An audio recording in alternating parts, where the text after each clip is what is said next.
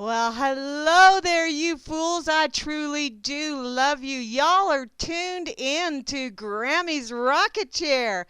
Come on in. It's fine. There's lots of room for everybody. And you know what?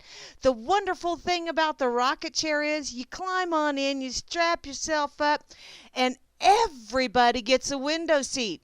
That's because we specialize in cater to window lickers, just like me. So, hey, come on in. It's going to be a joyride tonight, or at least I sure as hell hope it is. I have not prepped, which is nothing unusual for me. But that's okay. Ho, hey there, hi there, ho there, everyone, and a happy Whack-A-Doodle Wednesday. Yeah, it is Grammy's Rocket Chair here on RealLibertyMedia.com, Channel 3, also on the RLMRadio.xyz site, and the RLM Tune-In radio station, the RLM Internet radio station, and the RLM Spreaker channel. So come on over. I swear, it's just rocket fuel. If you hear any kind of funny noises, it's the rocket. Okay? It might backfire a time or two, but it's okay. Honest. It's all eco-friendly. That's my story, and I'm sticking to it. Oh, hey, feisty Floridian. U.S. pays $3 billion for UN. Really? Oh, what the hell? Why do we do that? Because it's all fake. Okay, that was on Twitter, by the way. And thank you ever so much, Barman, for tweeting me over there on Twitter. It looks like I have actually turned a corner and lost a couple of people again over on Twitter. I am getting good at evading them stalkers. That's what you're supposed to do, isn't it? He who has the lowest amount of stalkers wins. Is that how that works? That's my story, and I'm sticking to it. Oh, well. I do see that Debbie Reynolds got rushed to the hospital. Yeah, gosh darn it. Bless her heart. You know, your children are not supposed to go before you. That's just kind of a cosmic Grammy rule. Oh, holy crap. I refreshed my Twitter and I got rump roast staring me in the face. So I think I'm going to just go ahead and shut that.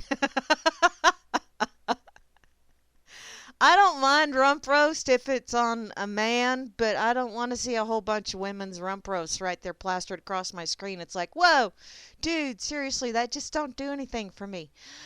Okay, let's go see who is out there and about there so I can shout at everybody. I see Grimmy is over here on this effing site. That's Freedom's Network for those of you that don't belong. And if you don't, what the hell? Why ain't you over there? It is kind of a cool place. Grimmy and Bo Diddy have that baby, and yeah, I will let them have that baby. I want nothing to do with that shit no more. I've had my social network, and yeah, that was a life lesson that will follow me all the rest of my days. Lots of lessons learned on that one, let me tell you. Okay, I also see the lovely Mary B is over here as well as yours truly. Let's see, who else was? Vinny was over here. Vinny, he's getting ready to hit the road. Just don't let the road hit you back, sweetheart. Tends to leave a mark when it does that. And Clint C is also over here, sharing and caring, 'cause you know, when you share, it means you care. Over here in the crush and run, in the corner pocket. Let's see who's over here. I see Sock Puppet is here, as well as Kind One and Moosey. Not real sure where anybody else is at. Probably just loitering and not necessarily out there clickety-clacking, paying attention, participating, all that fun shit. Now, let me go see over here on Fakeybook real fast. I'm getting rid of the ones where I have a few so I can get to where I really need to be, which is RLM chat. I see the lovely Mary B is over here on Fakeybook. Thank you, darling, for liking that. I truly do appreciate it. And now, where you need to be if you want to give me static. Go ahead and give me static. I'm real good at it. I feed static right back. Over here in the RLM, right up top is Asmo. He is my missionary man. How you doing, darling? Closely followed by Barman, who is still waiting for that bribe money in order for Asmo to be on top. I also see the lovely Beth Z is here. Hey, woman, how you doing? And looky there. Oh, I get to breathe heavy. I love this part. Hi, Darth Romes. I love that. I don't know about anybody else, but that I like that.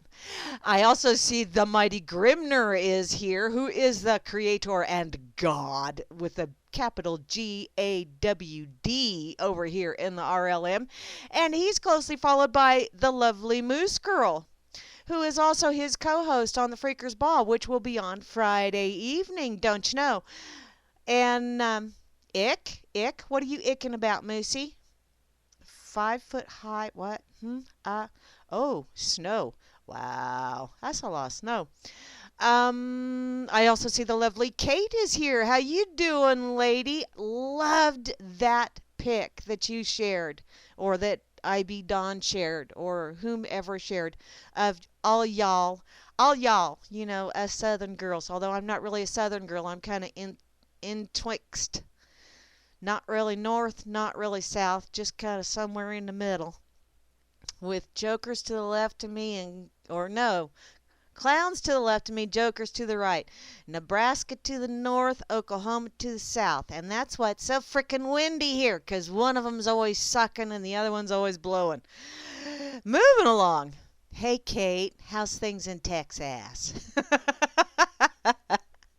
I also see, and a PB New Year is here. How you doing, PB?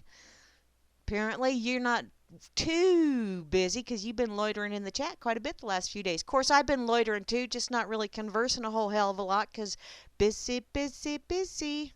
Yeah, Dakota can keep his snow. I do like snow, but I don't like driving in snow, and therefore it's pretty to look at when someone else has got it. Okay, let's see. Where else am I at? Beetle! How you doing, hon? You still got Hottie around? Inquiring minds. I don't want to know what you're doing with Hottie because I got an imagination, so you really don't need to spill it for me. But there you go. Chalcedony is also in the chat. Hey there, sweetheart. I saw you chit-chatting earlier. And looky there, a double dosing of Chloe. Chloe. There you go, woman. I'm here, kind of, sort of. I'm enjoying the joyride. Let me tell you, I'm going joyriding in a rocket ship and a rocking chair and all that shit. Yeah, I'll get it right eventually. I also see IB Don C is here as well as IB Don C work. And looky there, Java Doctor 2 is in the house. And how is the lovely Lily doing this evening? I hope she's doing well. I also see Vinny, who is gonna be tripping balls. Fucking get snowballs. That sounds like a personal problem to me, sock puppet. Moving along, Phantom is logged in, but I don't see Phantom chit-chatting. Where are you at, my dear? 'Cause you're so much fun to pick on. I need you here so I can pick on you. I also see Colfax 101 is here, as well as Dakota, who has got way too much snow. But hey, kids have... Oh, man, I remember the days when we used to make igloos and snow forts and stuff. Those were always so fun. Until somebody ran across the top and caved it in on you. Then you just kind of laid there till someone took pity on you and dug your ass out. I also see Demon Atrax is in the house, the demonic one. And Frumpy just joined us. Hey there, Frumpy, how you doing? I also see Juana Taco is in the room. Hey there, Juana. And Jukesy Loops, hey, lady, how you doing? Oh, for fuck's sake. There you go, F-bomb. First one, what was freaky, hun? Because I'm kind of sort of I'm doing the Marty Feldmanized thing. I'm trying to read who's in the chat and trying to read the chat at the same time. It's not working real good. Just putting that out there. I also see Kozu is logged in, as well as Meisterbrower. Hey, Meisterbrower. And the lovely Mary B from Down Under.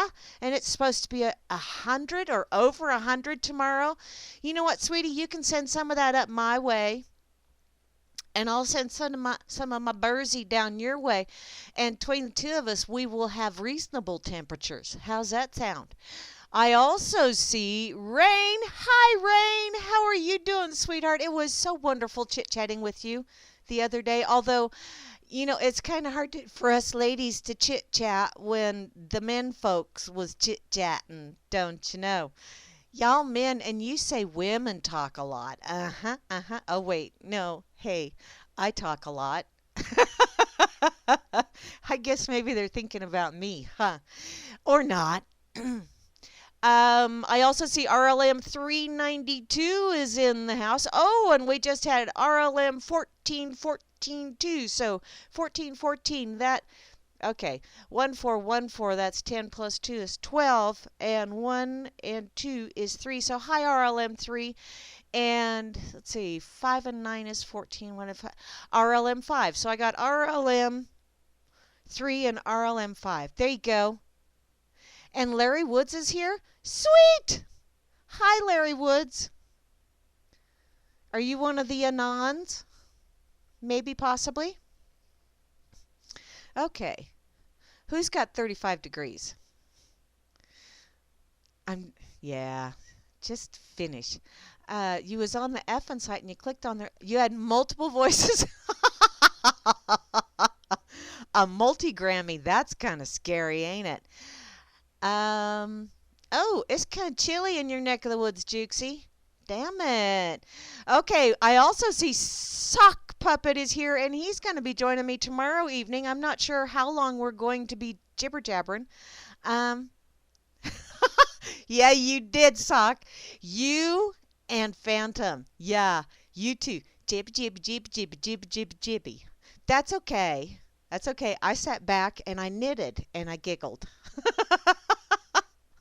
It's all good. It's all good. Sometimes it gives me a chance to let the old flapper rest once in a while. Okay. Oh, and to round out the crew, yeah, what? Ha? Bet who isn't what? Hi, Larry. God, dang it. Distracted. Squirrel. Finally, to round out the crew, the one, the only, the Tom W. How you doing, sweetheart? I hope you're having an absolutely splendiferous or whack-a-doodle Wednesday, however the case may be. Oh, 1414 too. So RLM 3 is Larry. Hi, Larry. How you doing? Now, I just got to remember that. You know, I only have 3 functioning brain cells today, and 2 of them are not on speaking terms, and the other one, well, it's on vacay. So this could get interesting, don't you know? Okay, let's see. Brigitte over here on Facebook posted a status. John Kerry declaring Israel must stop acting so Jewish. Oh, really? Is that what you call it? Okay. John Kerry says that Israel should stop acting so Jewish. You and your Jewy Judas? I don't know that it's necessarily the Jewish thing that is the issue. I think it's the Zionist thing, because Zionism and Judaism, yeah, spit it out, are not the same thing. What was I doing, Sock? You know, it's kind of hard to size you guys up when neither one of you had cameras, don't you know? Apparently, I was the only one that had the camera going, so you're welcome. I scared you. That's okay. Because, see, I would just as soon have people know, you know, what this crazy old lady looks like so that they can go, oh, shit, there she is. Run! Oh, you're just hanging, Tom? I'm not saying anything about that. Nothing. No. 666. The one for you and me. Oh, you're coming back and you will return and you'll possess. Oh, wow. Ooh, that's kind of scary there, Meisterbauer. But what if I already possess my body?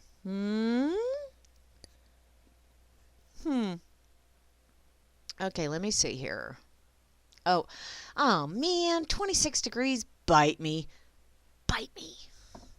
That's just rude. I shouldn't bitch too awful much because it's really been rather nice out here in the boonies of late. So, yeah. I'll quit being such a whiny poo for at least a minute or two. At least. Okay, let me go and see. I gotta look. Let me look in my pocket. I don't think I put anything in my pocket for like a week. It's feeling somewhat lonesome. Oh, no, wait. I did. I put something in there. And I think Grammy actually shared it this morning. Let's go check this shit out, shall we? California man arrested and charged with driving under the influence of caffeine. He was buzzing, apparently. And it's not because he was driving one of them Volts. Those are a POS, by the way, and I work at a Chevy dealership. Oh, Lord. I wouldn't buy one of those things. No freaking way. Not for the money they are asking for. Excuse me. In any case, this is over on ZeroHedge.com. Apparently, 38-year-old Joseph Schwab has been fighting a DUI for over a year, despite the fact that he was not under the influence of any illegal drugs at the time. He did, however, test positive for caffeine. Schwab was driving home from work when he was pulled over by an agent. An agent, ooh, that makes you feel like they're darting about, doesn't it? You know, it's one of those dun, dun, dun, dun, dun, dun, dun, dun, dun. Okay, move along. From the California Department of Alcoholic Beverage Control, who was driving an unmarked vehicle. The agent said Schwab had cut her off and was driving erratically. Okay, sweetheart, what part of California traffic do you not understand? I've only been to California once, and that was aplenty, by the way. And yeah, most of that is because, really, seriously, where did you people get your driver's license from? Don't tell me it's Cracker Jacks, because that's where I got mine from, and I'm not a rude asshat on the highway. Y'all are crazy out there. Lord, bumper to bumper 80 mile an hour, and that's when it's slowed down. No, thank you. I kind of sort of like breathing on my own. Being able to walk around without any kind of assistance. And, whew, you guys are nuts out there. In any case, the officer claims that Schwab cut her off and she gave him a breathalyzer which tested a blood alcohol content of 0.00%. But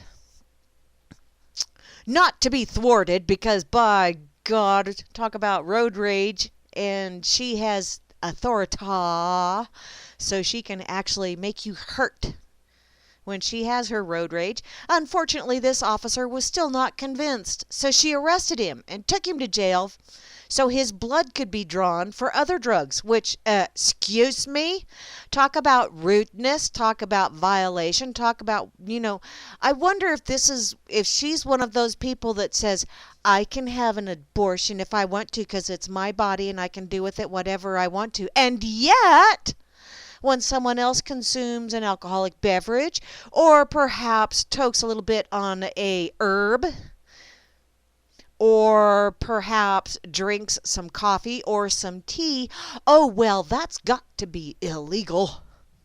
We've got to do something about that. So we're going to draw your blood. We are going to invade your privacy. We're going to be a prick. You're only going to feel a little prick. And we're going to draw some blood from you. Because that's what pricks do. They cause you pain and usually draw blood. Butt munches. In any case, his blood test came back negative for all illegal drugs, but oh no, she was not going to be thwarted by that little technicality, was she?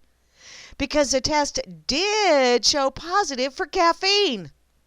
For some reason, this was enough to charge him with driving under the influence. In other words, he was alert. And you know the world needs more alerts. Don't you know? I did not know driving while alert was a traffic violation, but learn something new every day. Never seen it before, never heard it before, said Stacy Barrett, Schwab's attorney. I have not been provided with any evidence to support a theory of prosecution for a substance other than caffeine at this time. Nor have I received any statements, reports, etc., documenting any ongoing investigation since the toxicology report dated 18 of November 2015. No one believed me that I only had caffeine in my system until I showed them the lab results. I want the charges to be dismissed and my name to be cleared, Schwab said, which I think Schwab should also sue not only the state of California, but also this lovely young lady who just would not be dissuaded from being butthurt and using her authority because she was road raging. Honey, were you having a few little hormonal imbalances as well? I just want to know. Yes, I am a female, and I said that. And you know why I can say that? Because I've been through that shit. I've had the hormonal balances, and everyone around me survived my hormonal balances. That is a plus. Seriously, it is. Apparently, the California Legal Code specifies that a drug is a substance other than alcohol that could impair a person's driving. But there's no precedent for caffeine negatively affecting a person's ability to drive. If it does, well, you're going to have to start pulling over people that are drinking that, what is that, Monster shit, and the 48-hour Jolt or the 5-hour energy shit, and Pepsi or Coke, or any of that other fun stuff, because they all have caffeine. Oh, we can't drink tea either because tea's got caffeine. Yeah, there's lots of things that you cannot drink if caffeine is considered one of those things that's going to negatively affect your ability to drive. The only way it does that is if you're a stupid person in rush hour traffic and you've got a flimsy ass styrofoam cup between your legs and all of a sudden you have to slam on the brakes and you break the cup and burn your crotch. And then you get bazillions of dollars from McDonald's and then everybody else has to pay for it with your moronic whatever. Yes, Vinny, I am a sexist, but it's against my own persuasion. I will freely admit that I have had the hormonal rages. I no longer have those because I have gone through the change, which is a blessing. It truly is, because wow. Yeah. And I don't think I was a total road rager, but don't ask my kids. Whee! Okay. Actually, I really wasn't. A lot of people I worked with and a lot of other people I was around said, wow, you're nothing compared to what my mom was like. It's like, yeah, I know. I had essential oils. In any case, let's see. Carry on with this. Here we go. It goes on to say, in fact, it is quite the opposite, as caffeine is marketed in gas stations across the country as increasing alertness while on the roadways. So, apparently, California does not want you being alert on the roadways. Jeffrey Zender, a forensic toxicologist interviewed by The Guardian, believes the case against Schwab is extremely weak. Was his coffee weak? Did he have milk and sugar in it? I want to know now. It's really stupid. If that's the case, then they better come and arrest me, Zender joked, adding that there are no studies that demonstrate that driving is impaired by caffeine. And you don't do the studies because no one cares about caffeine. And you know what? That's another thing. There are no studies that prove that marijuana is harmful. And you know why there's no studies that prove that it's harmful? Because if they actually did studies, they would prove that it was beneficial, and we cannot have that. No, we cannot. Because then the whole world would know that they've been lying. As if you don't already know that, but see, it's like this. They have this agenda. And well, they can't benefit off of you if you don't go along with their agenda. Damn it all. Therefore, anything that really is good for you, they're going to have to try and figure out some way to make it to where you cannot access it. And if you do, you get to go to jail. You do not pass go. You do not collect $200. Yeah. Apparently, this case illustrates the arbitrary nature of the state to use any reason possible to find a person guilty.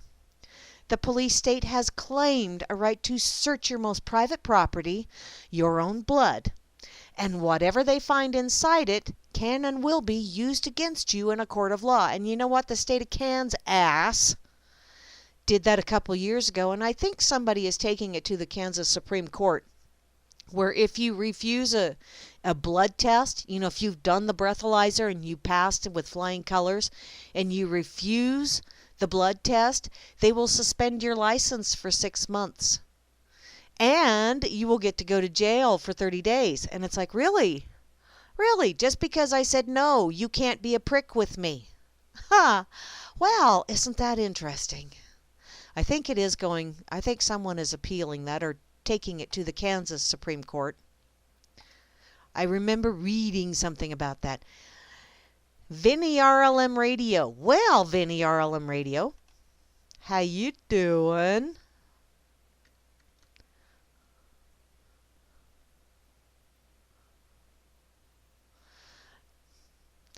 Okay, Atrax, I know there's lots of studies out there for that, but they are not accepted studies. They are not government-funded studies, which are the only studies that they will go by. Except for some studies that the government funded until the results came through and the results proved opposite of the agenda that they were trying to put forth. And so therefore, they buried the results. Yeah. That's our lovely government. You know, that authority that really isn't real, but everybody else seems to think it is, which I listened to some of those vids that Cowboy Tech was sharing earlier today in the RLM that were Larkin Rose-ish. They weren't Larkin, but they were Larkin Rose-ish, and they were really quite interesting. High cholesterol court. Oh, yeah, they've already tried that shit with me, too. Yeah. No, you need to take a statin drug. You really do. No, I don't.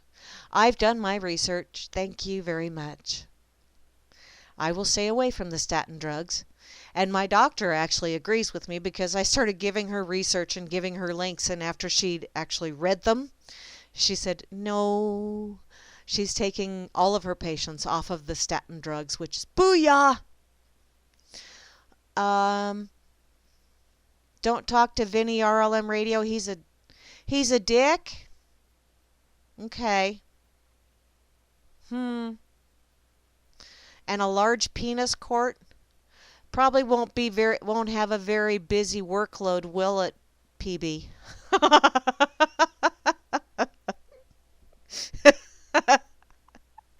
I've already dissed on the ladies. May as well diss on the men, too. There you go.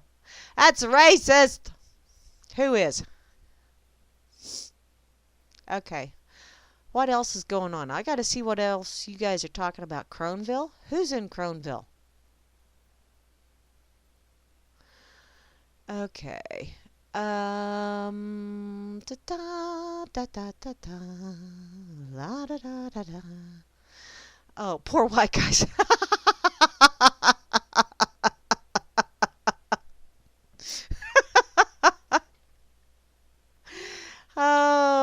ridiculous and redunculous. Oh, ridiculous. I see that, Java Doctor. I said that just as it showed up in my little chat. Although you guys are probably going to hear this a little bit late. Ta-da. Yeah, Vinny, me and my doc, I think that's why she wants to keep seeing me, but you know what? I'm not going to keep going back because I just found out my insurance is not covering some of these, and I'm not paying $140 a whack just so my doctor can chit-chat with me. She'll just have to learn to catch up with me after hours because I'm not paying that kind of money. Sorry. Love her dearly, but nope. Nope. So, okay. Did I share that? Yes, I did. Okay. Let me put this over on Facebook as well, because, yeah, everybody over here needs to know about this shit, too. It's like, really? Seriously? Huh. Oh, my friend Raymond is going to be in so much trouble because I think if they were to try and draw blood from him, they would get extra dark roast coffee. And he lives in California. Oh. Yes, Mary B., us ladies that have been through the change. I love that. Yeah. Mental pause.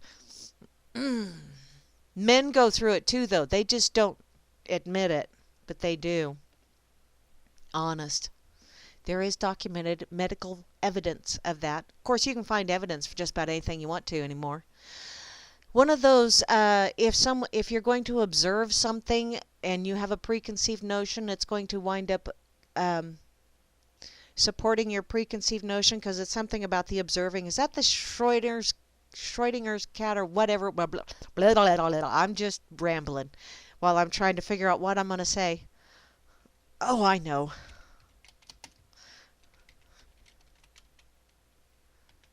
Okay, come on. Let me tag Raymond. Damn it. Okay. I'll just go ahead and share it anyway. Damn fakey book. Okay, let me see what's going on over here on the effing site. Hi, Redrick. I see you, sweetheart. You're sharing all kind of links over here. And da da da da da da. I did my job. Yes, I did, Vinny. You know, that's what people need to do. People need to understand.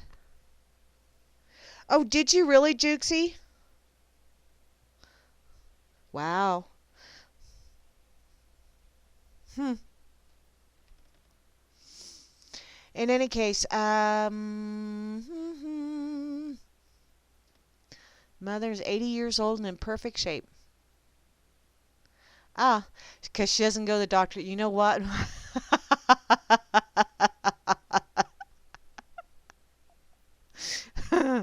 Middle-aged crazy does sound way better, but I do kind of sort of like mental pause because to me that means that my brain just went, "Erch." Okay, wait a minute. My mother goes to the doctor, and I wish she wouldn't listen to the doctor quite so much. But she's 85 years old, and she's doing awesome, so that's okay. I'm not going to argue with her because she's my mom. She's the boss, applesauce. Let's see, what else is going on here? And yes, Moosey, it is all good once you get through it, except for I still occasionally get the hot flashes, which would be cool. You know, it is awesome when I get those in the wintertime because then I don't need that extra blanket. But, oh, Grammy is now RLM Trebek. All right.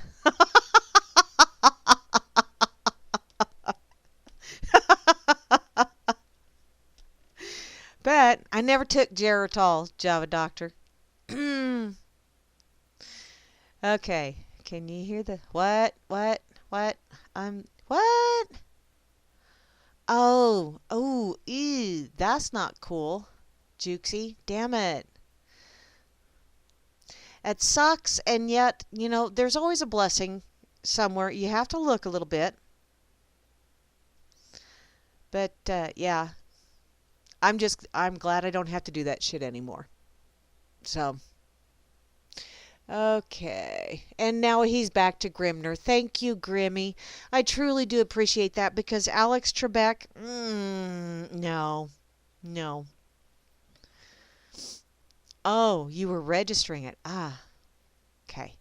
Never mind. Okay, where do I want to go now? Because I think that was really about the only thing I stuck in my pocket. Oh, I do want to go here.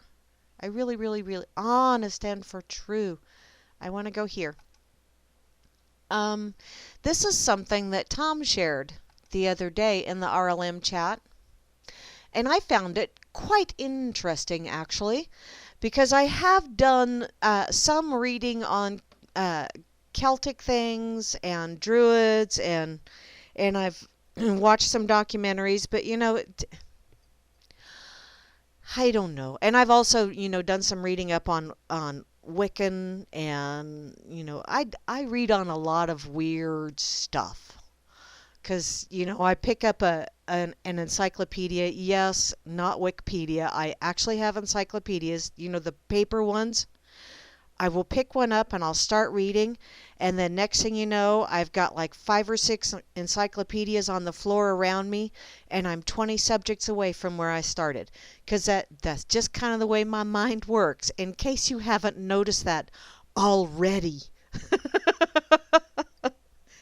I tend to go far afield from time to time, which is why, the rocket chair is so appropriate for me because, yeah, we go on these flights of fanciful all over the place, and yeah, I joyride. I love taking the scenic route. That's the way to put it. I needed a drink there real quick. Okay, so this is druidry.org. Druid Beliefs, which I really did. I read this, the whole thing, and I thought, wow, that's kind of cool. So I'm going to share it with you just because I feel like it. One of the most striking characteristics of Druidism is the degree to which it is free of dogma and any fixed set of beliefs or practices. In this way, it manages to offer a spiritual path and a way of being in the world that avoids many of the problems of intolerance and sectarianism that the established religions have encountered, which organized religion, as far as I'm concerned, is nothing but a control system. You must believe this way, you must talk this way, you must associate with these kind of people, you must avoid those kind of people, you must dress this way, you must walk this way. Don't tell me how I have to act, because trust me, just to spite you, I will do something different. There's no sacred text or the equivalent of a Bible in Druidism, and there is no universally agreed set of beliefs amongst Druids. Despite this, there are a number of ideas and beliefs that most Druids hold in common, and that help to define the nature of Druidism today. In the theology, since Druidry is a spiritual path, a religion to some, a way of life to others, Druids share a belief in the fundamentally spiritual nature of life. Some will favor a particular way of understanding the source of this spiritual nature and may feel themselves to be animists, read this right, pantheists, polytheists, monotheists, or duotheists. Others will avoid choosing any one conception of deity, believing that by its very nature this is unknowable by the mind. Monotheistic Druids believe there is one deity, either a goddess or a god, or a being who is better named Spirit or Great Spirit, to remove misleading association to gender. But other Druids or duotheists believe the deity exists as a pair of forces or beings, which they often characterize as the god and goddess, which is the two aspects. And there's two aspects for a reason. They are complementary. They are not combating each other. They are complementing each other. If people would quit thinking that I'm better than you because I have certain apparatus that you do not, stop that mindset, people. You're supposed to be complementing each other. Cooperative, not combative. Polytheistic Druids believe that many gods and goddesses exist, while animists and pantheists believe that deity does not exist as one or more personal gods, but is instead present in all things and is everything. Whether you've chosen to adopt a particular viewpoint or not, the greatest characteristic of most modern-day Druids lies in their tolerance of diversity. And really, people need to really enjoy the diversity, because if you didn't have all of those different shades of gray, and I'm not talking about that frickin' book, or the different shades of red, or different shades of blue, or the different, look at all the different insects in the world. Talk about diversity. It's amazing, all of the different things that are out there. And if you stopped and thought about, maybe just not having one color, let's not have green anymore. Can you imagine what the world would be like? Now, people that are colorblind probably could. People that are blind probably could. But for the rest of us that see colors, can you imagine what it would be like if just all of a sudden there was no more green anywhere? That would be messed. You need all of that in order to make everything work together. You need that diversity in order to make the full picture. A Druid gathering can bring together people who have widely varying views about deity or none, and they will happily participate in ceremonies together, celebrate the seasons, and enjoy each other's company, realizing that none of us has the monopoly on truth, and that diversity is both healthy and natural. And the only monopoly people have on truth is their own truth. That's the only monopoly. And it's only your truth, so long as you don't get anything from someone else. Then it's like, ooh, you might have gotten some of your truth from that person over there. So is it still your truth? I don't know. Nature forms such an important focus of their reverence that whatever beliefs they hold about deity, all Druids sense nature as divine or sacred. Every part of nature is sensed as part of the greater web of life, with no one creature or aspect of it having supremacy over any other.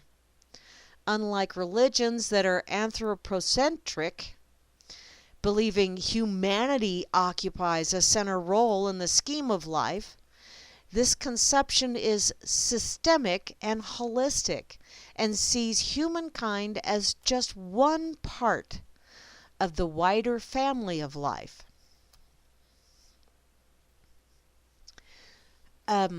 Although Druids love nature and draw inspiration and spiritual nourishment from it, they also believe that the world we see is not the only one that exists. The cornerstone of Druid belief is in the existence of other world, a realm or realms which exist beyond the reach of physical senses, but which are nevertheless real. This other world is seen as a place we travel to when we die, but we can also visit it during our lifetime in dreams, in meditation, under hypnosis, or in journeying when in a shamanic trance. And sometimes I wonder if maybe that other world maybe even in daydreams, maybe it can just kind of sneak up on you. I've noticed a lot of late that I see things I know I am using an awful lot of $5 words here. Are you impressed? But I've noticed, in the last few months or so, you know how you get that little movement in the periphery? Seem to be seeing an awful lot of that anymore, and it's kind of cool. It's not associated with any kind of mental illness. That's my story, and I'm sticking to it. And I've actually talked to my doctor about it, just kind of conversing with her, and she's asked me all of the symptom signs and all that, and no, I'm just seeing something in my periphery. It's kind of cool. Don't ever turn your head to try and catch a glimpse of it, though, because it's gone every time you do that. Or at least that's the way it works with this old broad. In any case, carry on with this. Different druids will have different views on the nature of this other world, but it is a universally held belief for 3 reasons. Firstly, all religions or spiritualities hold the view that another reality exists beyond the physical world. Rather than agreeing with materialism, blah, blah, blah, I stuttered on that one, that holds that only matter exists and is real. And secondly, Celtic mythology, which inspires so much of Druidism, is replete with descriptions of this other world.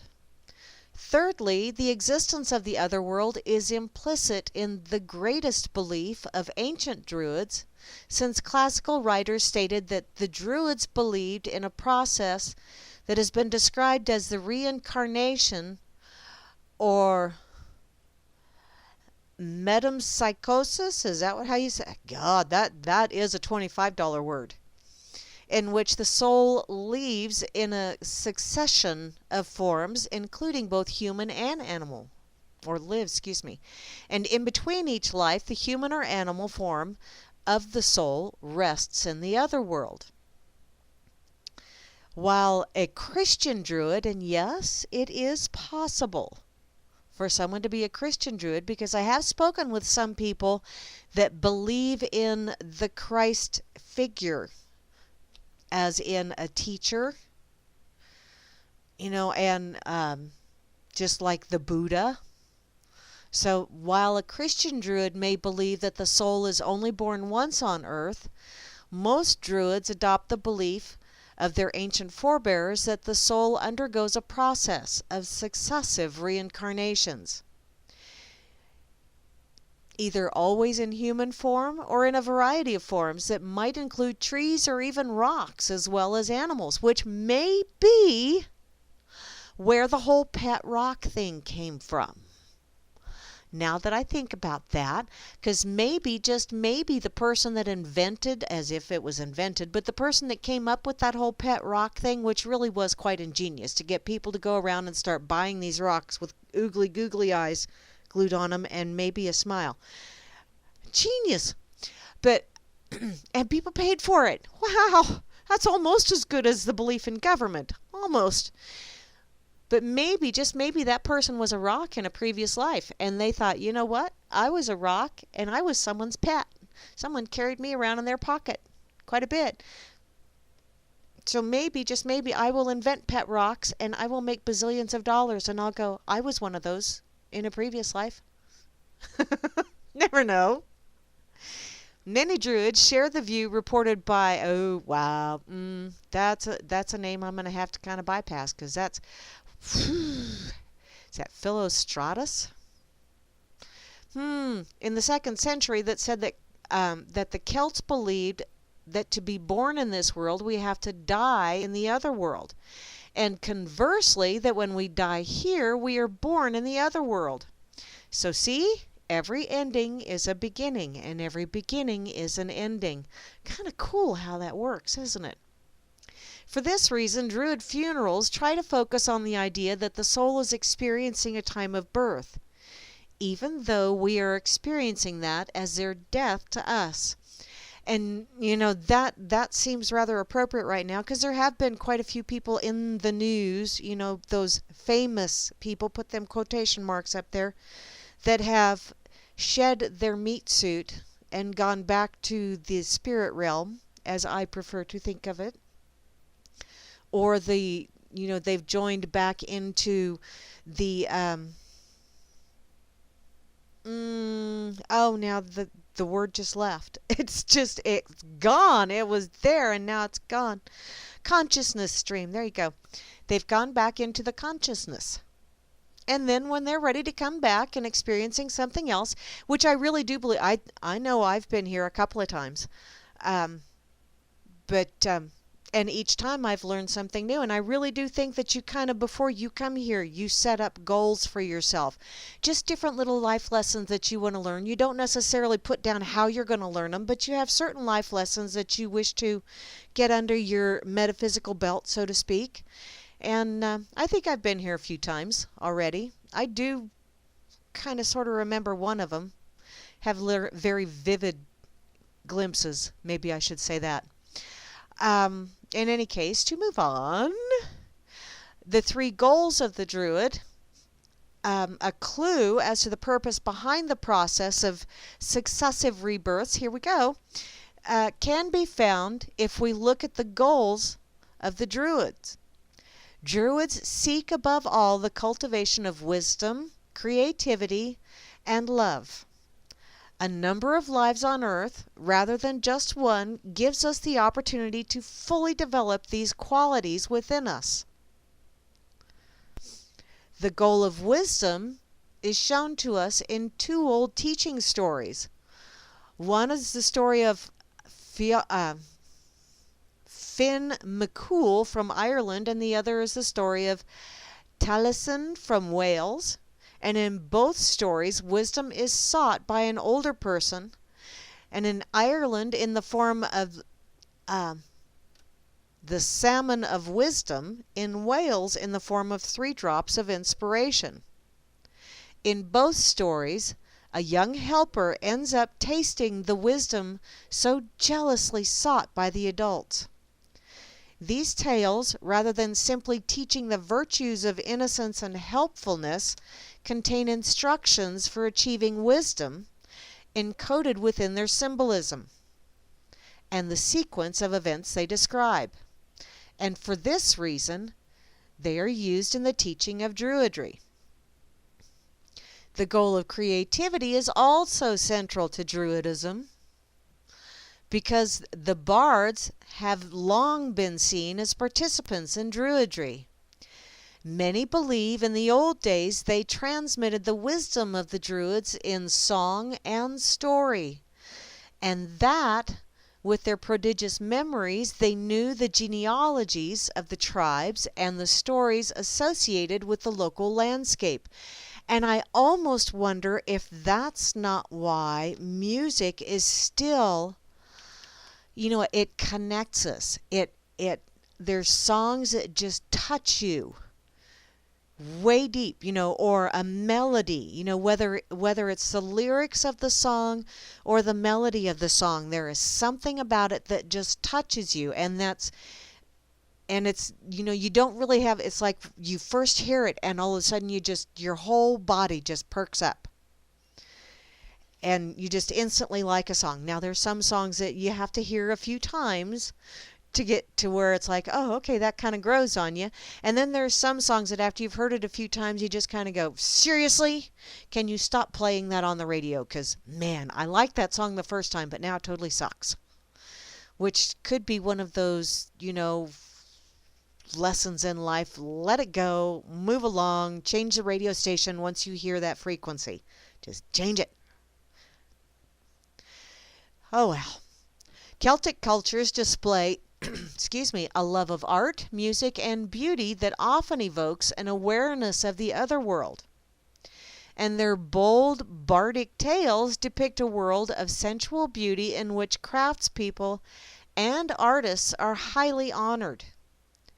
Today, many people are drawn to Druidry because they sense in it a spirituality that can help them develop their creativity.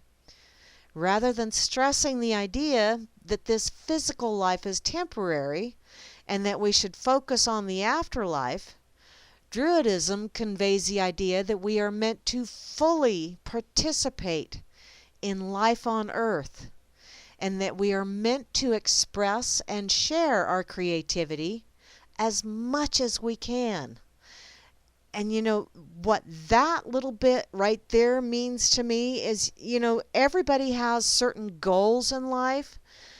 I want to be a millionaire, or I want to be this profession, or, I want to be able to do this with my life. Or maybe I just want to go to a certain location. And I think part of the reason why we don't necessarily have teleportation is because it's not necessarily the destination that's so important as it is how you get there.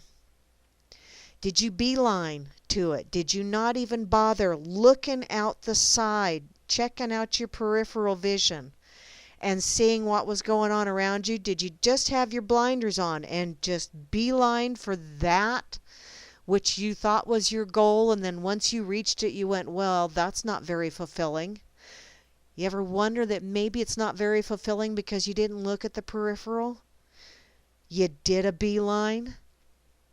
So instead of doing that beeline for that goal, instead of just trying to teleport from one place to another, take that scenic route. Wander around. Look at the butterflies. Go pet a dog. Take a detour, if nothing else. But enjoy the journey, because it's the journey that when you finally reach your destination, it's that journey that you'll look back on, and that will make the destination so much better. Because you look back and you go, wow, all that, and I wound up here. How cool is that? It really is kind of cool. At least for me, I look back and see all the different changes and different things that I've experienced in my life so far, and it's like, wow. And to think all of that stuff led to right where I am right now. Who'da thunk? Oh, well. Druidry can also be seen as fostering the third goal of love in many different ways, to encourage us to broaden our understanding and experience of it, so that we can love widely and deeply. No, not being a shameless hussy. For those of you that your mind went there, 'cause yeah, I know how y'all are. Druidry's reverence for nature encourages us to love the land, the earth, the stars, and the wild. It also encourages us to love peace. Druids were traditionally peacemakers and still are. Often Druid ceremonies begin with offering peace to each other and to each cardinal direction. There is a Druid's peace prayer, and Druids plant peace groves. The Druid path also encourages the love of beauty because it cultivates the bard, the artist within, and it fosters creativity. The love of justice is developed in modern Druidry by being mentioned in the Druid's prayer. And many believe that the ancient Druids were judges and lawmakers who were more interested in restorative than punitive justice. Druidry also encourages the love of story and myth. And many people today are drawn to it because they recognize the power of storytelling. And it really is very powerful, especially when you look at his story books and how they mold your mindset. Storytelling is very powerful. And they sense its potential to heal and enlighten as well as entertain. In addition to all these types of love that Druidism fosters, it also recognizes the forming power of the past, and in doing this, encourages a love of history and the reverence for the ancestors. The love of trees is fundamental to Druidism too. And, as well as studying tree lore, Druids today plant trees and sacred groves and support reforestation programs. Druids love stones, too, and build stone circles, collect stones, and work with crystals. They love the truth and seek this in their quest for wisdom and understanding. They love animals, seeing them as sacred, and they study animal lore. They love the body and sexuality, believing both to be sacred. Druidism also encourages a love for each other by fostering the magic of relationship and community, and above all, a love of life, by encouraging celebration and a full commitment to life. It is not a spirituality which tries to help us escape from a full engagement with the world, like some religions do. Some Druid groups today present their teachings in 3 grades or streams, those of the Bard, Oviate, and Druid. The 3 goals sought by the Druid of love, wisdom, and creative expression can be related to the work of these 3 streams. Bardic teaching helps us develop our creativity. Ovate teachings help us to develop our love for the natural world and the community of all. And Druid teachings help us in our quest for wisdom.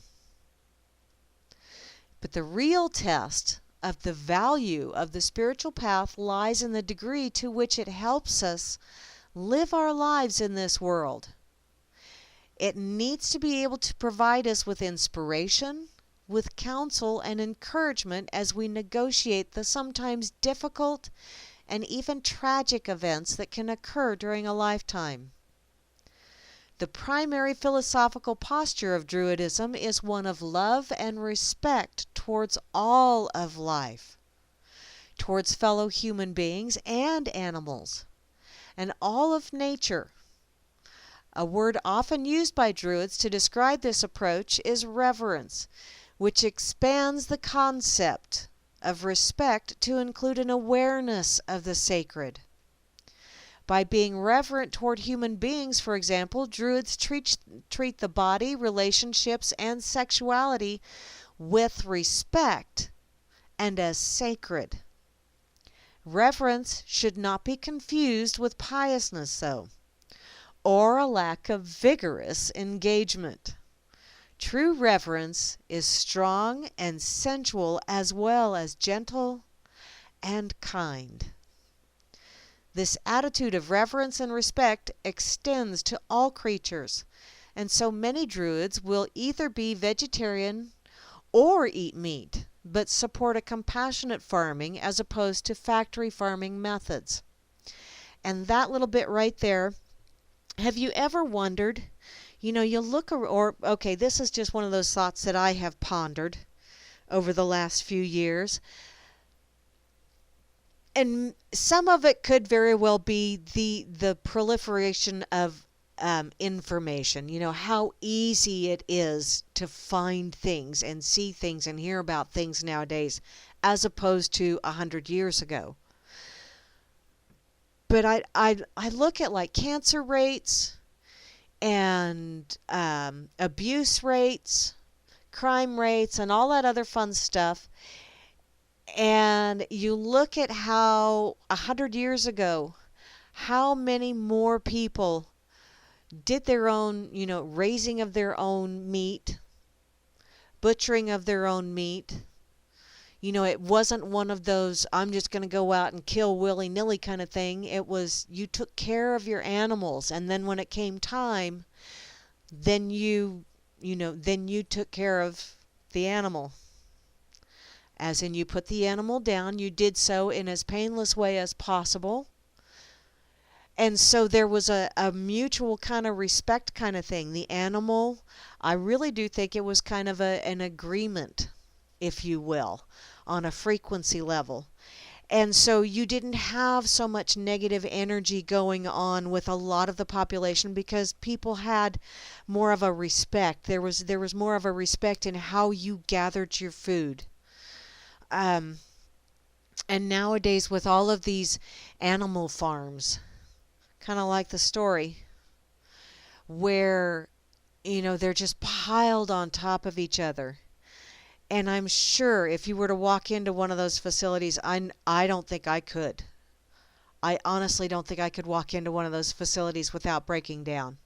I think it would just hit me too hard. Um, but I would think all of that fear that and all of the negative emotion of the overcrowding and the not enough food, or the steroid food, all of that GMO and synthetic shit that's pumped into it.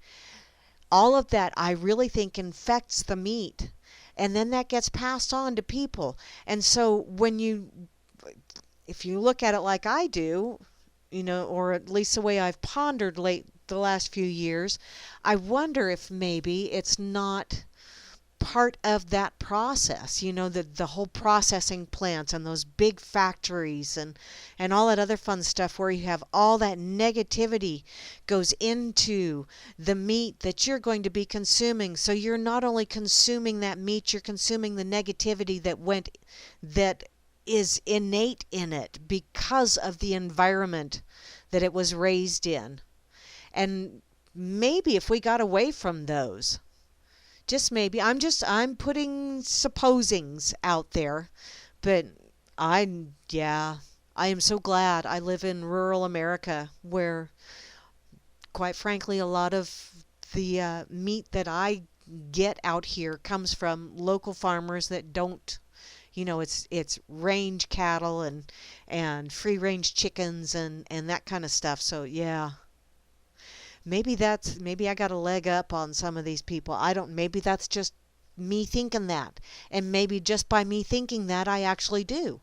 I don't know. But I'm supposing. So, if I wander too far, I just might get lost. In any case, to get back to this, let's see, where was I at? Okay. A word often used by Druids to describe this approach is reverence. See, there you go. Which expands the concept of respect to include an awareness of the sacred. By being reverent towards... Oh, nope, I've already read that. Okay, never mind. Back to... Let's see.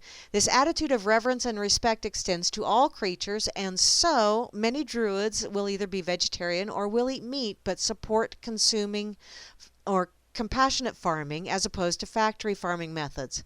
Again, the belief that we should love all creatures is likely to be tempered by the robust realism that will not exclude the possibility that we might want to kill certain creatures, such as mosquitoes, which, yeah... But you know what? They all serve a purpose, if for no other reason than to prove the point that when someone says, one person can't change the world, I can't have an effect on the world. And yet, have you ever tried to sleep when you've got that one mosquito?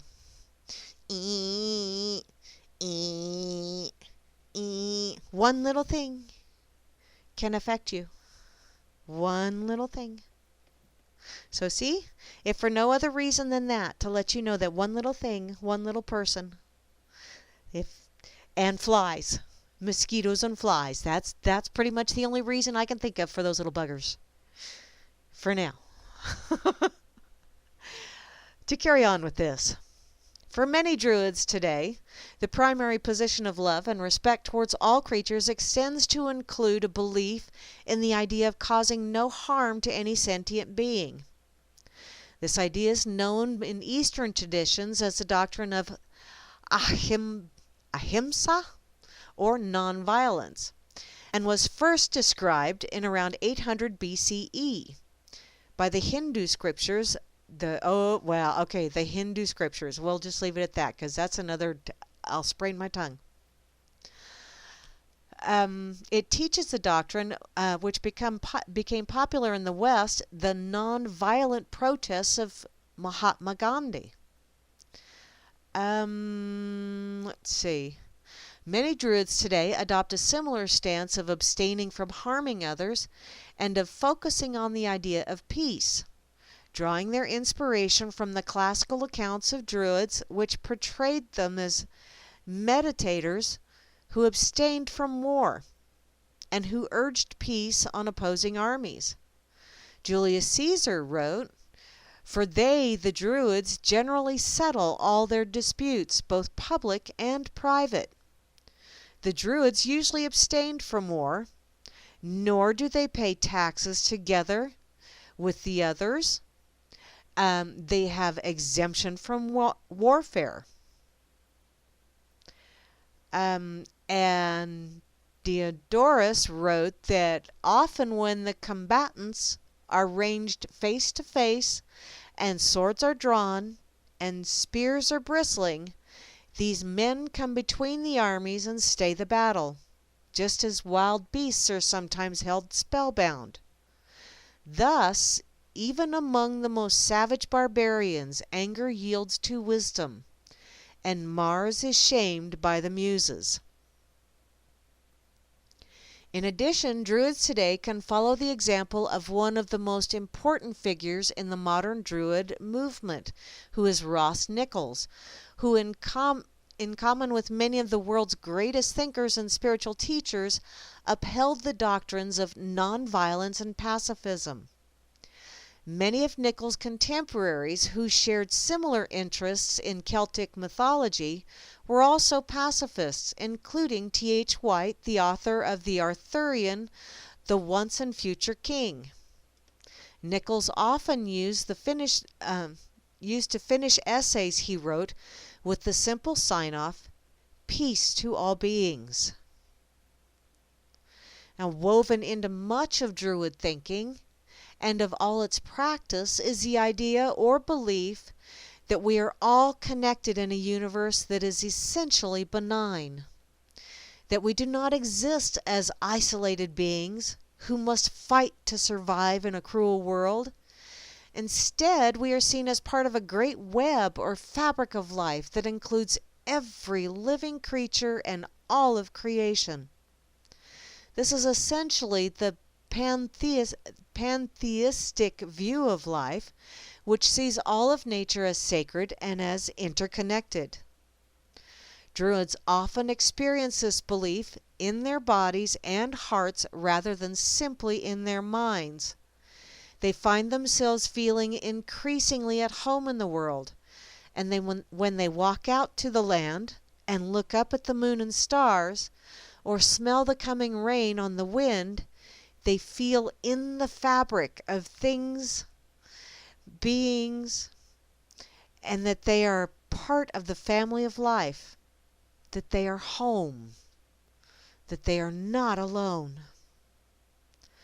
The consequences of this feeling and belief are profound.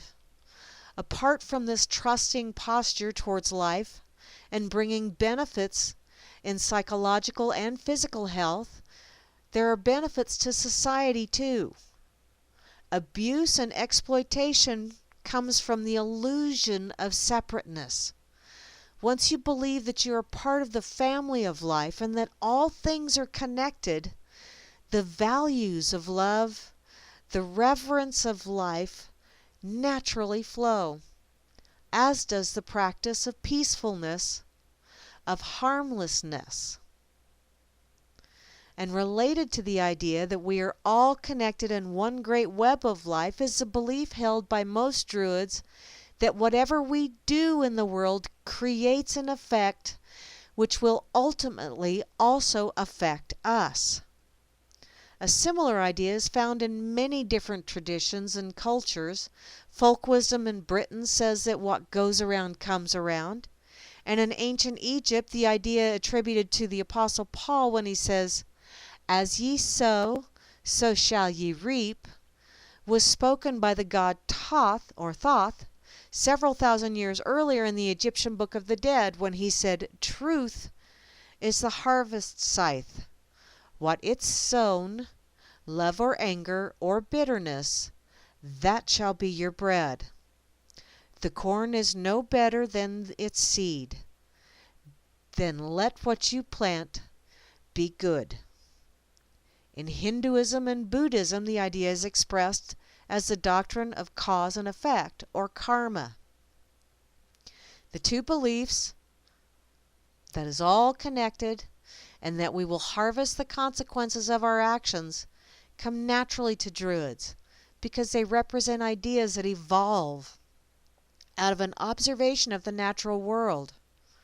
Just as the feeling of our being part of the great web of life can come to us as we gaze in awe at the beauty of nature, so the awareness that we will reap the consequences of our actions also comes to us as we observe the processes of sowing and harvesting.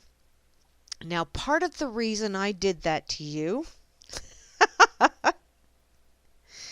is because I really do feel like we all, those of you that are listening right now, you're on the same frequency as me, which can be a bit scary for some.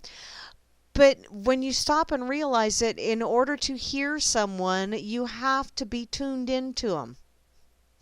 So that's part of this. And the other part is, the more I read this the other day, the more I thought, holy shit, Druids were anarchists.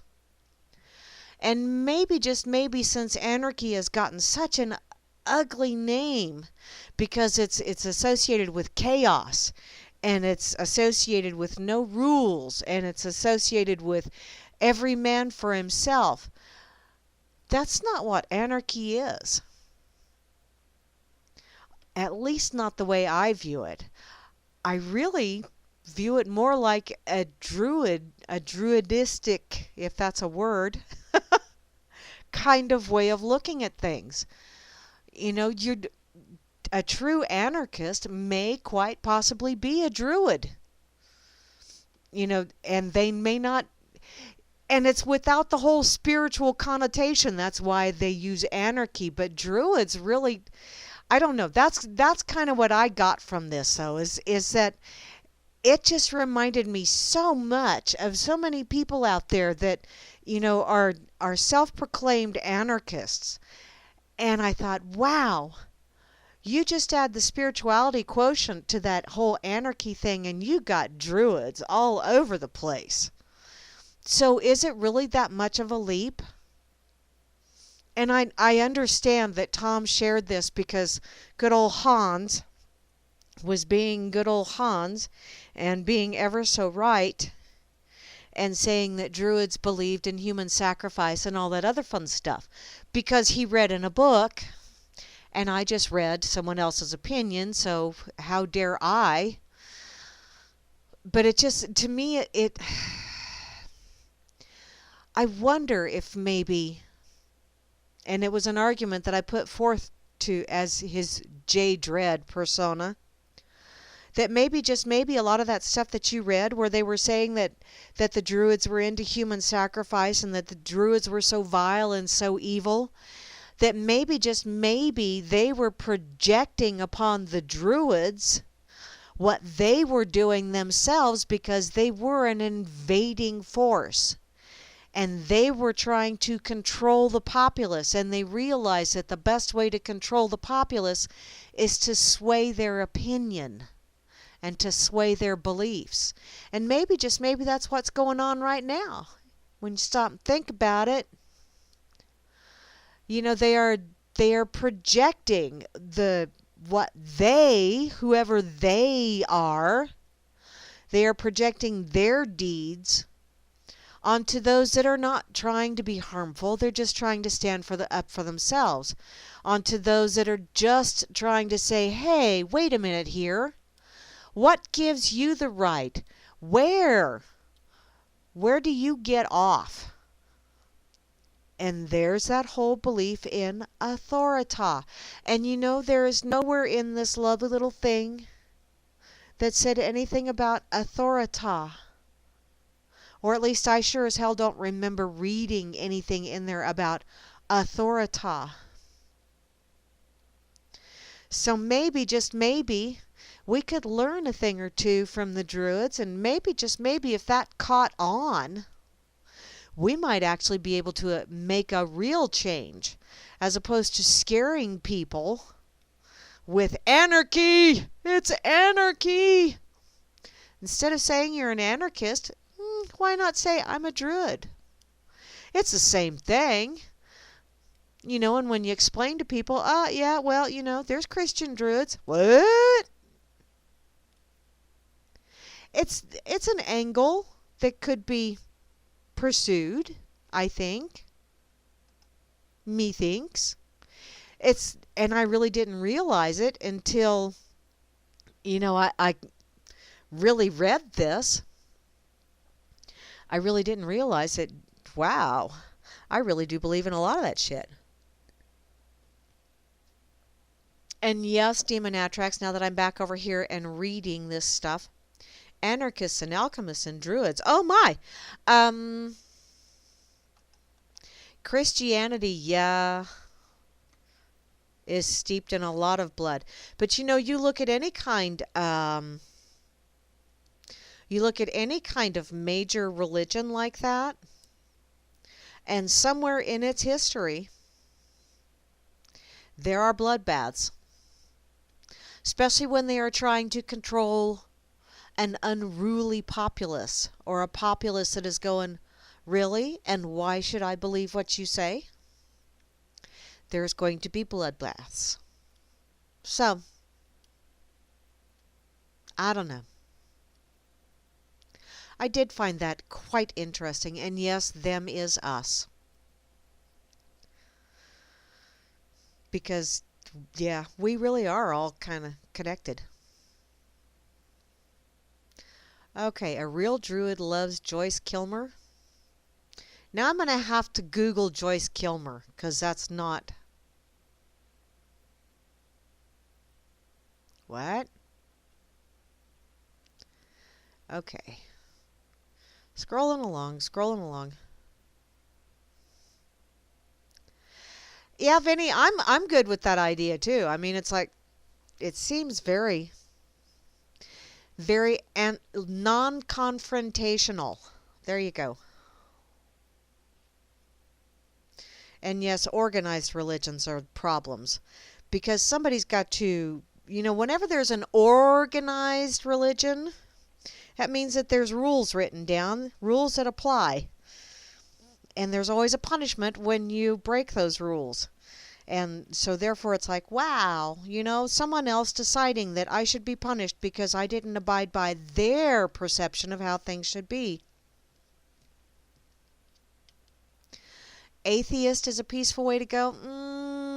I don't know.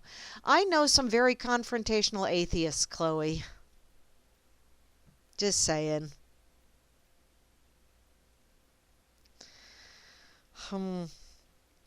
But I have yet to meet a confrontational druid.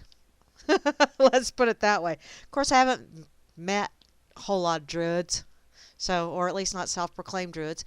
But I really did find that very interesting, and thank you for putting up with me while I read that, because I enjoyed it. And I know I stuttered a bunch on it, because some of those $5 words and $25 words were kind of sort of, ouch. I sprained my tongue a time or two. I am going to share this over here on Fakeybook, though, just because I can. Because I keep thinking, one of these times I'm going to share something like this, and Facebook's going to go, okay, that's enough. She's out of the pool. Because I do share some rather eccentric kind of things. I know that shocks you.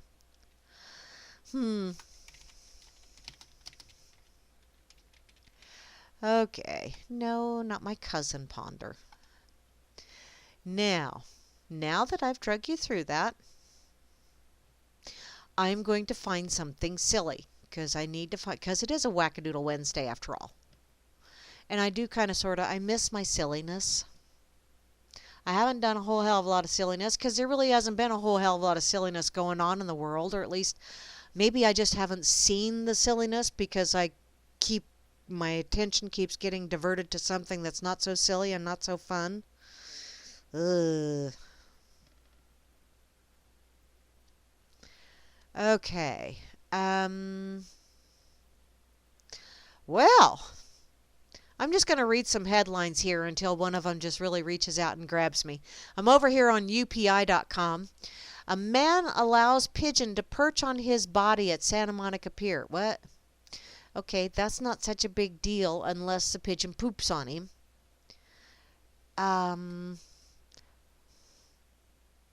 Off for a game of chess? Well, you have fun, Vinny.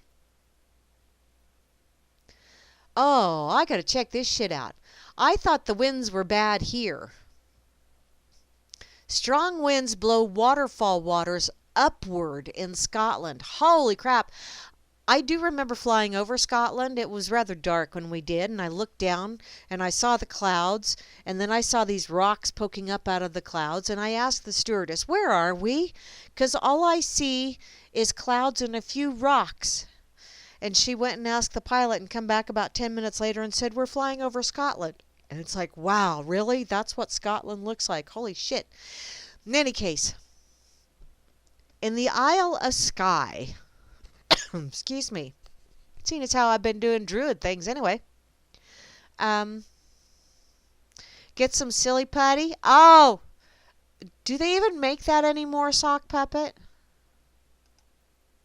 Now I'm going to have to look. Oh, well. Oh, this is pretty much just a picture and a little bitty blurb, but oh, and there's a video apparently too. A visitor to a popular tourist spot on the Scottish island captured footage of powerful winds causing a waterfall to flow in reverse. See, the end of the world is nigh. Waterfalls are flowing in reverse. The video recorded on Saturday shows the water flowing upward at a waterfall in Loch Poolteal on the Isle of Skye. The winds were caused by a powerful storm that swept over Britain during the weekend. Wow, I'll just go ahead and share this because there's a link, I'm sure that's a link. Yes, it is. Link to the video and a picture of the which, yeah, the weekend we had some hellacious winds out here as well. The trip to my mother's house, I'm really, really glad I was not driving. Really glad. Because my butt was very definitely attached to the seat. And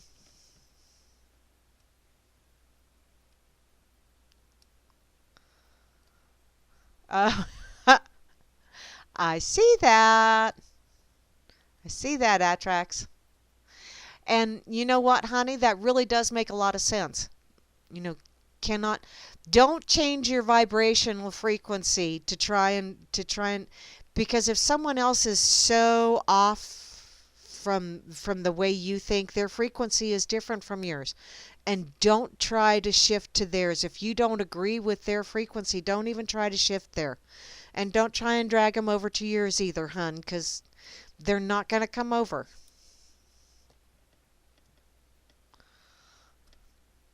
And yes, I agree with that, Tom. God created all things, and when one creates, one puts itself into it, which, yeah, that is part of the creation process. So,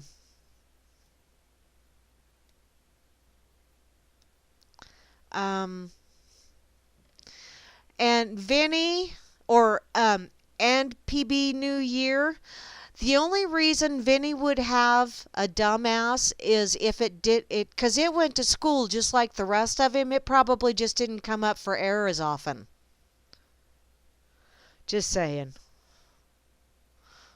Plato! Plato! I thought Plato was a Greek philosopher. Plato now comes in a can?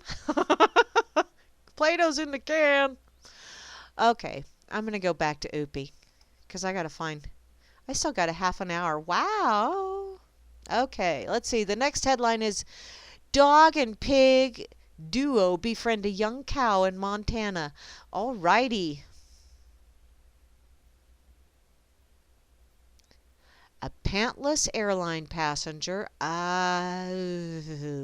Don't. It's a Twitter thing. Don't know that I want to go there. Um, Jazz playing guitarist turns a wallaby into a furry fan. Well, there you go. Pokemon crazed 6-year-old uses sleeping mom's thumbprint to buy $250 worth of toys. Oh, yeah, we got to go there. We got to go there because I heard about those after Christmas sales. I don't do Black Friday and I don't do after Christmas sales. If I want something and I need something and I have the finances for it, I go purchase it. And if it's one of those special sales days, I wait till after the sale is over and then I go purchase it. Because I would much rather have peace of mind than save 25% on something that was marked up 30% in order for them to put it on sale. And if you don't know that that's what they do a lot of times, you've obviously never worked in retail. So, this Pokemon crazed little 6-year-old. Well, you are an ingenious little sot, aren't you? This was in Little Rock, Arkansas. Oh, Vinny! An Arkansas mom thought her Amazon account had been hacked until her 6-year-old admitted to using the sleeping woman's thumbprint to buy $250 worth of Pokemon. Wow.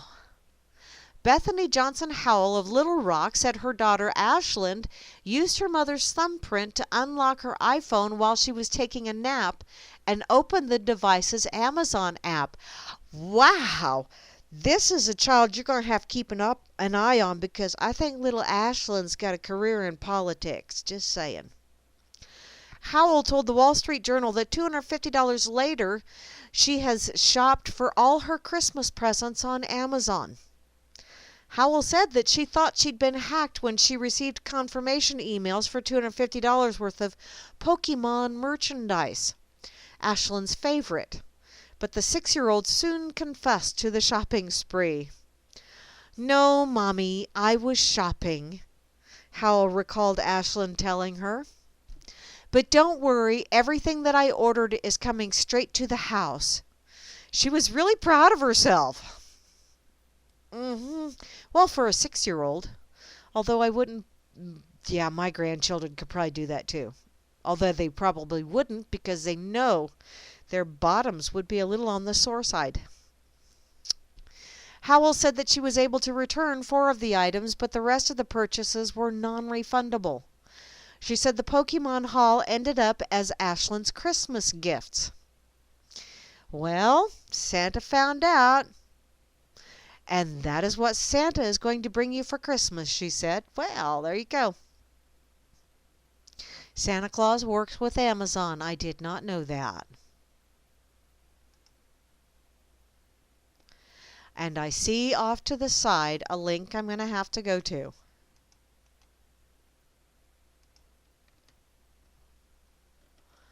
Okay, what is that? A Capricorn baby? What? Your 5-year-old had what? Oh, okay. Let's see. Oh, little ones and their Play-Doh. Yes, I remember the Play-Doh days. I do have grandchildren, so it really wasn't that long ago. Okay, I got to do this one because this is a story just off to the side of it. This is also over on UPI.com, and wow. Apparently, a Canadian man punches a cougar in the face to save his dog. Was this you, Frumpy? I know you're from Canuckistan. Or up yonder, over yonder. It's from Whitecourt, Alberta. A Canadian man's trip to get coffee with a friend ended in a scuffle with a wild cougar after it attacked his dog outside of a Tim Hortons restaurant. William Gibb, who is 31, no, this wasn't you, Frumpy, because you're like me. You're an old fogey, because we're both older than Grammy. William Gibb had gone with his brother to meet a friend for coffee at a Tim Hortons restaurant in Whitecourt in central Alberta when he briefly let his dog outside to do its business. I let my dog out quickly to go to the bathroom, and within less than 30 seconds, she starts crying out. So I went and saw something wrapped around her. I didn't even know what it was. I went over and hit the thing in the head. It ended up being a cougar, and I thought, what the heck? He saw his husky, Sasha, twitching in pain nearby and yelled and screamed and kicked to distract the cougar until the dog was able to flee to a nearby church, as he called the local RCMP. Yeah. I scooped her up with my left, swung at the cat with my right, and tried to keep it away from me. Got a little scratch across the wrist, but it didn't do anything to me, said Gibb. Police eventually arrived on the scene and were astounded by Gibb's bravery and quick actions. Well, you know what? Police usually show up after the fact. That's why they always have that tape with them to tape off the area, and the chalk to do a little chalk outline around you. I was surprised to hear that the owner took the quick action, and it's probably what saved the dog's life in this case, said Sergeant Jack. I wouldn't recommend everybody wrestle with a cougar, but in this case, it worked for the best. Wrestle with a cougar. Well, moving along. Sasha was immediately taken to a nearby veterinarian to be treated for several wounds, but was later released from care. She had bite wounds around her neck and claw tears on her belly under her armpits, said the veterinarian. And I had to sew up some of her wounds. They tore into her muscle, and it's a pretty painful situation she's in, but she's doing fine.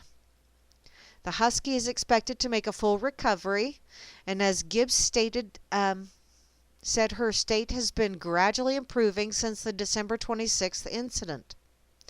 She's a tough one, and she's been pretty quiet, just recovering.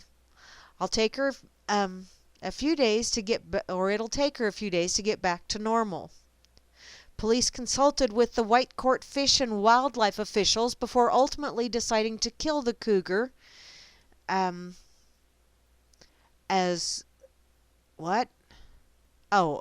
the sergeant issued a warning to pets owners in the area. So if you're out in the wilderness near the mountains, be aware that cougars and other predators are out there. Just be mindful of that when you're out and about with your pets. So, cougars and other predators. Well, and I'd been told that cougars were just older women. Apparently, they're predators. Good thing I ain't a cougar. That is kind of cool, though. You know, that he stepped in and took care of. And huskies are tough dogs for the most part. But, bless her. Bless that poor little baby's heart.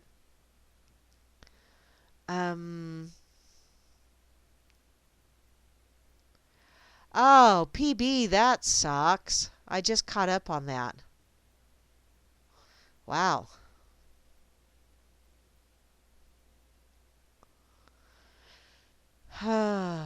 Okay. Let me see what else I can find. I'm going to have to go and check out a couple other. How about I check out FARC, seeing as how I still have a few minutes to go. By the way, y'all, Vinny will be doing his last feedback on this Friday. Am I correct in that? I know Vinny went to go play chess, but I'm thinking that Vinny is going to be doing his final episode, or at least final episode for now, of feedback this Friday here on RLM. Also, please mark your calendars because Rob Works is going to be having his show, Smoke and Mirrors, starting on Saturday. Is that January? Now I'm going to have to look on my calendar. It's going to be right after the Dork Table. Saturday, January the 7th, I believe, is when Rob Works is going to do Smoke and Mirrors, and he's already got one heck of a lineup of guests. So that's something that you can look forward to in the new year. I don't know, Flash-a-Rooney Head, when you listen to this, I don't know that I'm going to be back in time to attempt to do a dork table on Sunday. Just saying, because he'd said something about wanting to, instead of doing dork table this Saturday since I'll be gone, try and do it Sunday. But I don't know that I will be back in time for my daughters. So no dork table this weekend. Sorry, folks. You get a weekend off to go out and party hardy and be silly and ring out the old year and ring in the new. And just be dorks instead of listening to a couple of dorks. Let's see, what else? Oh, this coming Friday, the Freakers Ball will be the New Year's Eve Freakers Ball. So there will be, that's when you need to make your predictions for next year. Those of you that wish to put your neck out on the line. That's right, Demon Atrax. The moral of the story is stay away from the older ladies. Because them cougars are predators.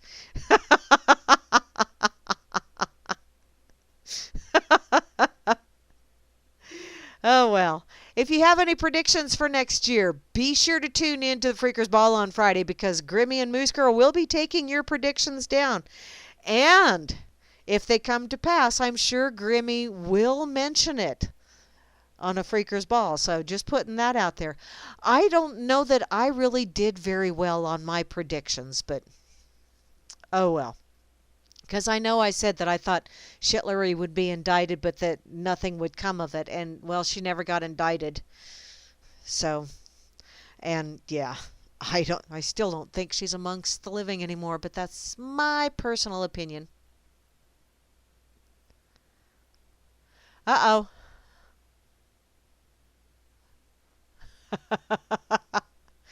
Okay. Let's see here. Over here on FARC. The FARC headline is California teens rescued after boat capsizes in the Florida Keys. Make sure your bilge works before you run 5 miles offshore and realize too late. Other than that, great day on the water. That's the FARC headline. Let's go check this shit out, shall we? Down there in Florida. Sockland. 3 stranded teenage boys from California. What's that, dear? Oh, I can make predictions now? Well, I don't know that I really have any predictions, Grimmy. I don't know that I don't know that I really want to make predictions. Kind of weird. Kind of weird. Okay, 3 stranded teenage boys from California called 911 and calmly sat atop a capsized boat before being rescued from waters off the Florida Keys. Monroe County Sheriff spokesman Becky Herron says that Zach Souder and Brent Shishidu, both 18, and Jacob Souder, 16, all of Orange County, California, were perched on the overturned hull and their life jackets trapped under the 22-foot vessel. That's a good place for them. Yeah. The Marine Deputy James Haggard spotted the teens in waters about 2.5 miles off the coast and brought them safely ashore in his patrol boat. What? What's that, Atrax? Oh, it's your birthday show? Demon Atrax's birthday show will be right after mine on Friday. Yes, you get the free plug, hon, but I didn't realize it was your birthday show. I was going to do the whole spiel after I did this. I was just kind of, that's awesome, it's your birthday. This it's your birthday. Da, da, da, da, da, da.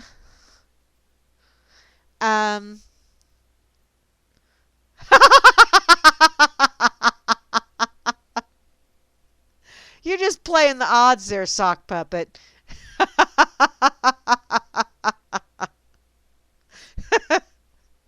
Pretty good odds, though. Just saying. Okay. Let's see, where was I at? Okay, a photo released by the sheriff's office showed the teens seated on the small section of the hull that still jutted above the water. Silly, silly teenagers.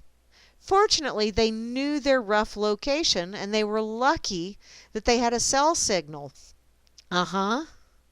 Haggard had just taken his boat out of the water around 3:15 p.m. Tuesday when he got the call about the stranded teenagers. He quickly put the boat back in the water, he said. Well, young man, although that is not quite a Gilligan Island kind of thing, but it is kind of sort of funny.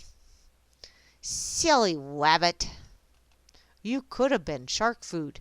I've seen some videos where a shark come up and ooh. That's kind of a little on the freaky deaky side. You would install Hootie what?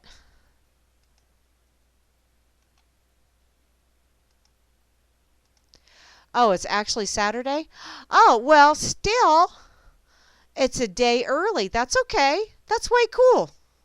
Thank you, Atrax, for letting me know that. That's awesome. Okay, I gotta check this out. Oh, that's sweet. That's a way cool floor.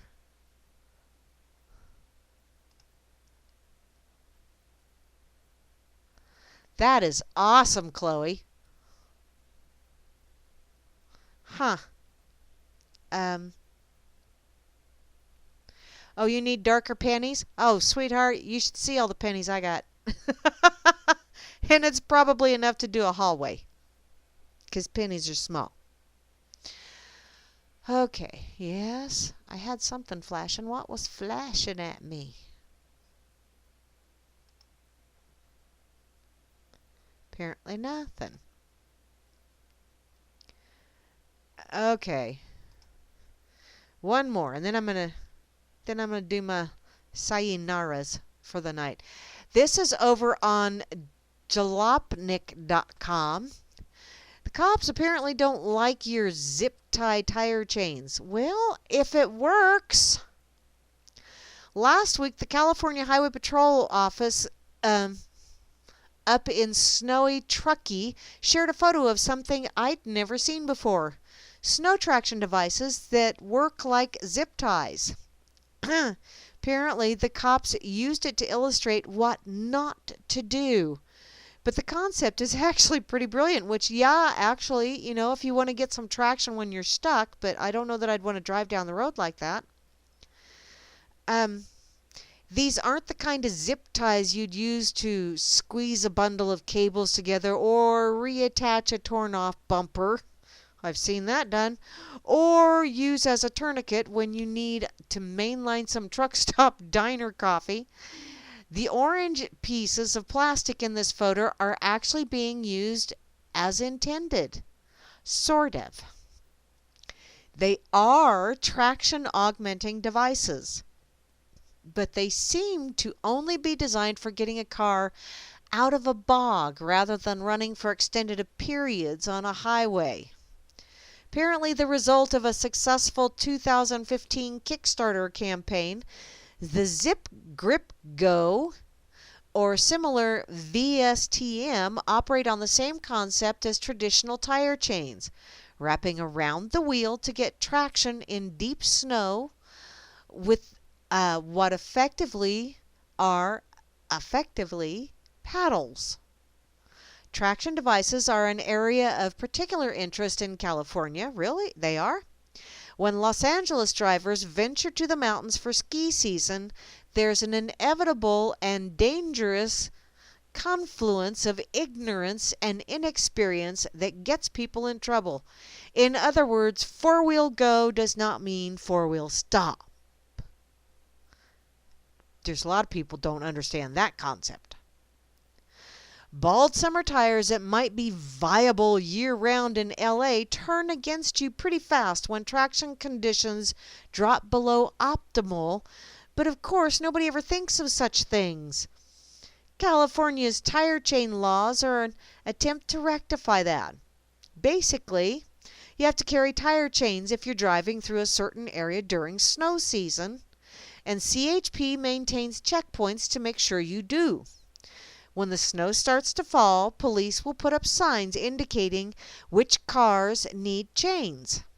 Oh, yippee! Why? Because people no longer think for themselves. People are... Oh, I'm going to share this, but I got to tell you.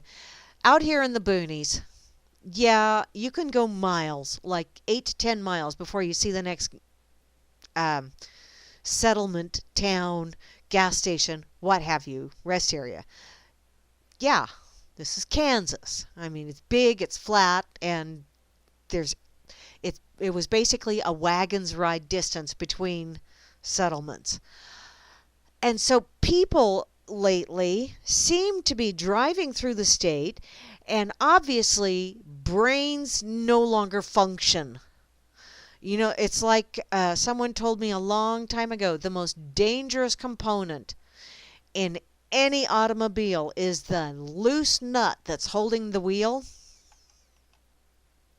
There's been an awful lot of loose nuts out here of late.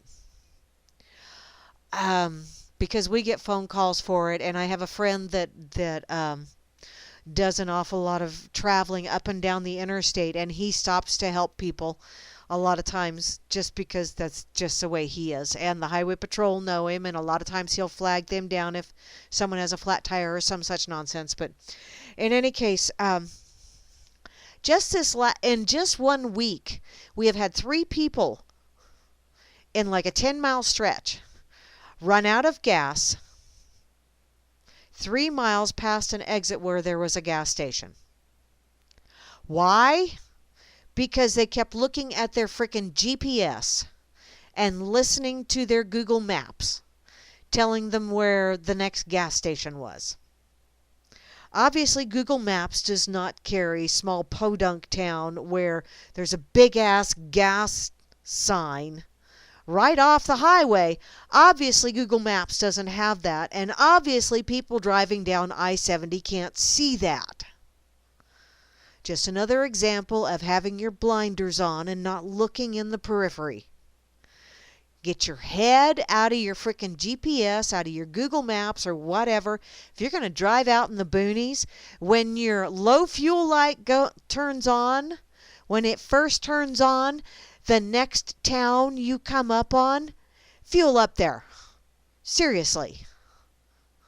Idiots.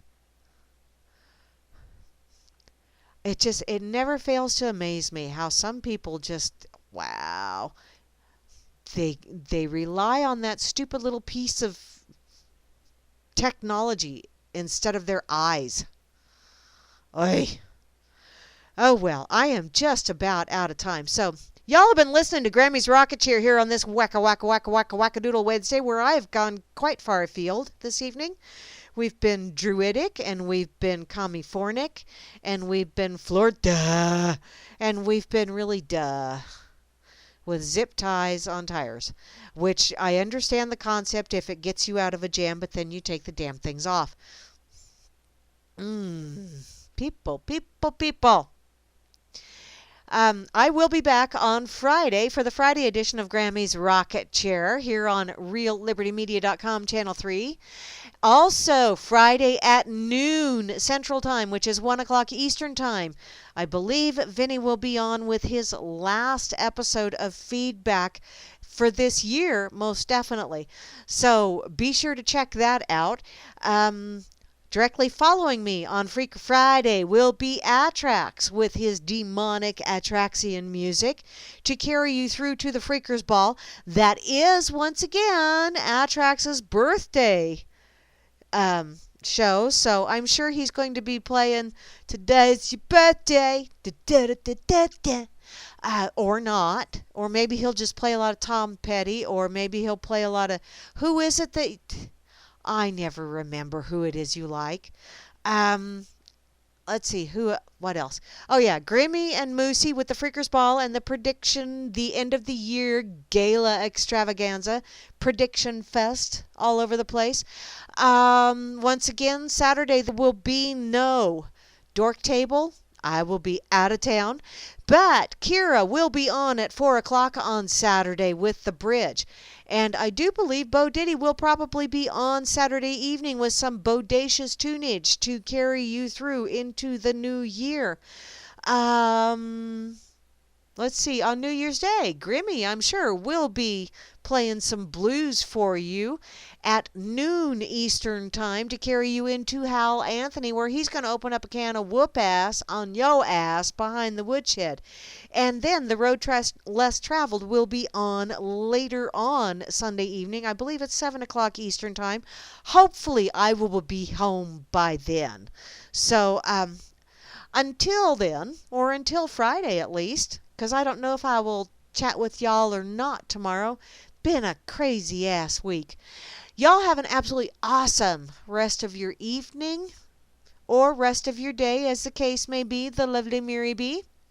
And remember, I truly do love you all, and I